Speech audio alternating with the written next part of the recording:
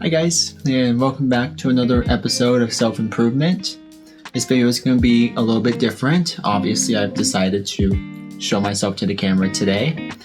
And that is because today's topic is something that I am very passionate about, and that is friendship. Now, friendship is one of the most tainted things in our society nowadays, and it's a relationship we are seeing less and less, especially amongst men. And this is really bad, like really bad. And this is not to exclude women, because I know you guys are having problems with friendships that are just as valid, but for the sake of accuracy for this video, I'm going to be coming exclusively from the perspective of a man. Friendship is one of those things that I love to promote on the channel, and if you followed my channel for quite a while, you know that I love to feature my friends in almost all of my videos, whether it be writing scripts for movies or doing vlogs, doing crazy stuff together. I love my friends, and I know that they know that. I'm going to step a little bit away from the psychology part of this series for this video and just offer some food for thought, whether you relate to it or not. I just want to dive into why friendships are important and why I think it should be an important relationship in your life as well. Because the very concept of friendship is under siege in the society we live in today. And if that is something that you are struggling with, don't worry, I will offer you some great advice that you can potentially apply to your life at the end of the video. So recently I did some photography and videography work for my hometown's annual festival. And something that I've noticed about a lot of the high schoolers and people my age there was that many of the kids were expressing a lot of affection to each other, whether it was through hugging, handshakes, high fives, or just standing in close proximity. And the reason I bring that up is because when I was in high school, you didn't see a whole lot of physical affection between friends. And that was because if you did that, you're automatically going to be accused of being gay. Now, why is this a problem, you may ask? Because it takes something innocent in the relationship and it replaces it with eggshells. And it's not just expressing affection, but being able to express your feelings, and for two guys just to be able to work through their problems together can be seen as the start of something romantic, which completely perverts something that is supposed to be an important part of a friendship. There's many reasons for how this could have happened, but my theory is that social media and societal standards have created people's worldview into a hypersexual lens. And this destroys platonic relationships because it creates these unspoken cultural boundaries of what you can and can't do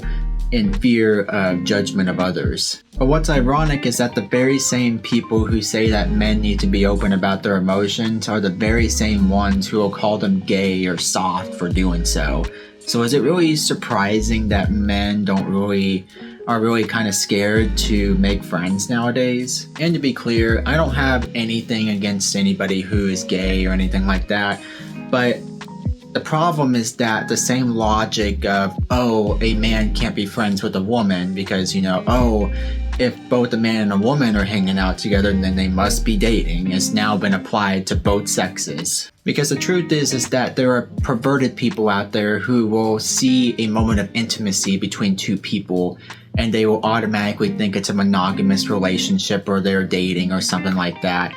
And this is a really bad way to look at platonic relationships, because when you're constantly perverting and looking at it through the lens of sexuality, this divides people, especially if that attention is unwanted. But moving on, I want to give you the specifics for why it's important that we value friendships. You see, friendships and relationships have different goals in life, and it's not a requirement to have either one, but both can bring richness to your life. Finding people who have similar values and goals to you, or have different opinions even, can really open your worldview to perspectives of other people that are different than yours and really push your boundaries into seeing the world differently, if that makes sense. In friendship, this can start off with something as simple as football or movies. Every friendship starts with a common interest or shared commonality, and this opens the door to what your thoughts are. And then from there, you can grow it from deeper past the surface level, and it can even develop into a friendship or a brotherhood. And if you're struggling with friendships right now, always know that it never starts with a desire to be friends. It always starts with that shared interest. And that's not going to be the case for everybody that you meet in life. Guys that are desperately lonely will be too quick to try and get to that deeper part of friendship way too quickly. Just as with any relationship, it has to grow naturally. It can't be forced. Or for another example, in the context of a relationship, they will try to speed run it, either, to straight into the relationship or trying to have sex with the person. There's this channel on YouTube called Geeky Stoics that really influenced this video. A huge shout out to him, by the way.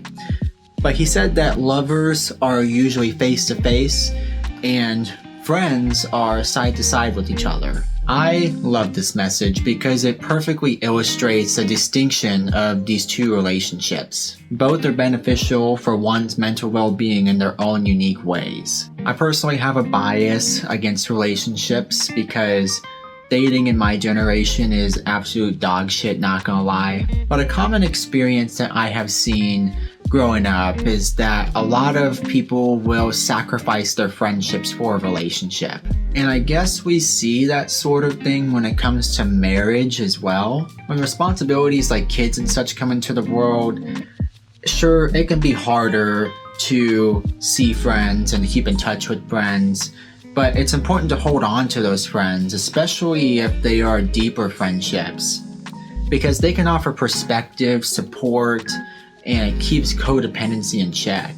Most importantly, they support your individuality. The bottom line to this message here is that a relationship or a marriage should never be a friendship ender. And it's really depressing because I've watched a lot of people sacrifice their friendships all for the desire of wanting to be in a Disney movie. Society does not value friendships as much as relationships, and we see this in a lot of the media that we see in movies and such. You see friends that are often the butt of the joke in comedy movies, and we just don't see them valued as much as a romantic relationship. And it sucks because it's not a real accurate representation of what a friend is supposed to be. Friends are people that you have a connection with that isn't like any other. With true friends, you can talk to them for hours about life, about dreams, about your problems. They are with you on your greatest adventures and bring out the best in you when you can't see it yourself.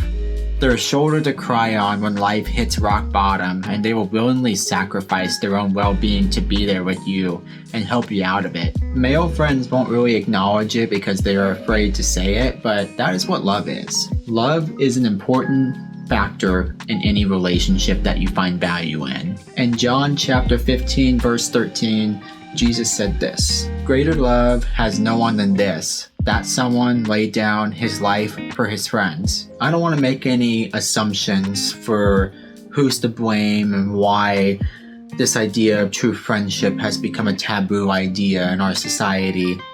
But I can say that if we want to make a change to make friendship an important part of our lives, it has to start with you. The people who ridicule it and the people who pervert it are people who probably do not have such a blessing in their life.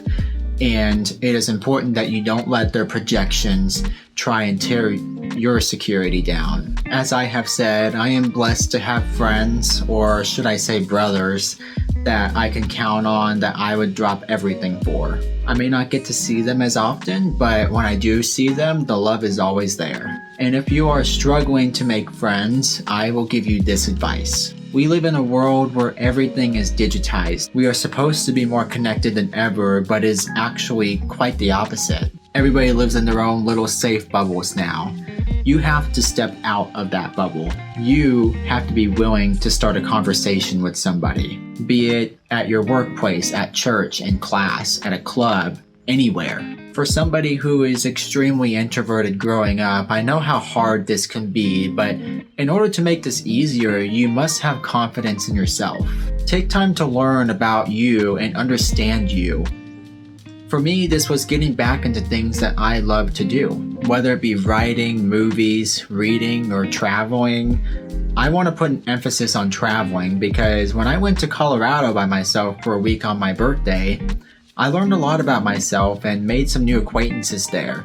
I learned that I was actually really good at just starting a casual conversation with somebody, and that hiking is something I actually love. When you're more confident in knowing who you are, your values, what you like and don't like, your boundaries, people are more likely to take interest in you because it is something that is respected, somebody who is secure. Now, I'm not saying you have to be the most perfectly secure person in the world. We all have insecurities that we deal with. But knowing yourself enough that you know what your identity is and who you are putting yourself out to the world as. And when you finally develop confidence to start a conversation with somebody and you hear that, oh, me too, then don't waste the opportunity.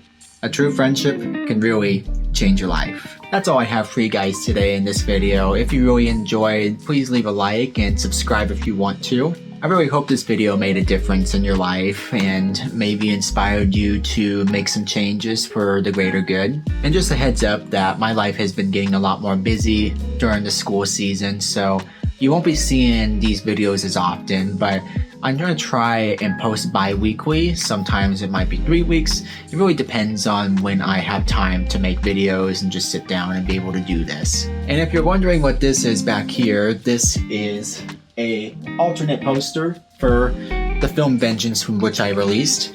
Mr. Luke Berberick is the one who designed the poster. Be sure to follow his YouTube, How to Fragrance. I guess he really likes to review fragrances there. And if you haven't checked out the film is on my YouTube right now. I used to be in film school and decided to transfer to doing nursing instead. But with the films that I am making, I'm wanting to prove to people that you do not need a film degree to make movies. It is something that is ultimately up to you and the resources that you have. If you have an idea that you want to make, just get out and make your movie. You don't need a fancy film degree in order to do it. But anyways, I have a lot of topics on this series that I have yet to talk about, and I intend to go through each and every one of them up until the very end. Another thing to look forward to on the channel is that I am planning to make another documentary. If you have not seen the documentary I did last year called The Life of Simps, I can't even remember my own documentary. The Psychology of Simps. Be sure to check that one out. This new one I'm doing is going to be a travel documentary. I don't have many details for it just yet, but just know that I'm going to be on a 3-week trip next year, similar to what I did with Colorado, but I'm going to be pushing the boundaries a bit further. That's all the updates I have for you guys right now, and take care.